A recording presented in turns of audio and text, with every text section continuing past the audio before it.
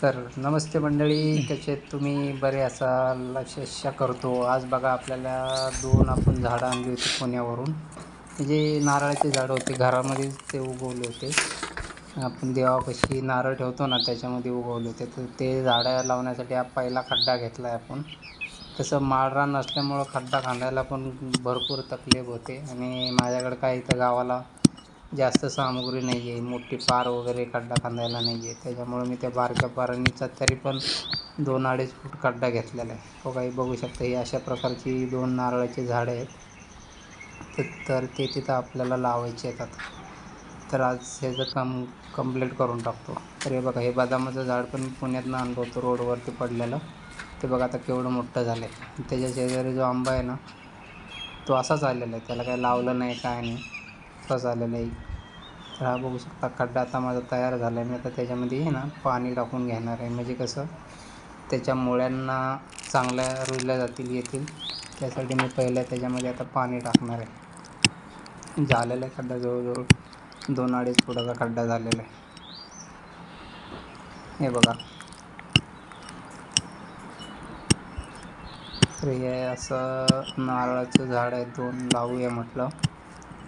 आपण लावलं तरच. दरवर्षी 2, 3, 4 अशी झाडं लावायचं ठरवलेलं चिमू आहे. गेल्या वर्षी 2 काय करते? लावले होते बदाम, खाऊ खाते? 2 आंब्याची. ते पण आलेत आता, खाऊ खाते? चिटकलेत घराच्या पाठीमागं.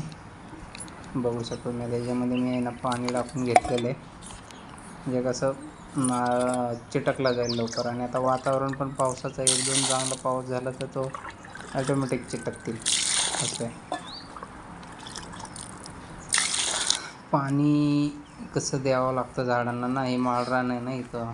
माळाला काळी जमीन असेल तर जास्त दिवस दम काढतं ते. दुसरं कुठं? तर याला एक झाड लावून झालेलं आहे. हे जरा असं थोडंसं मोठं झाड आहे, एक 2-3 फूट असेल हे. इकडे चिमू बसली शेजारी आमची.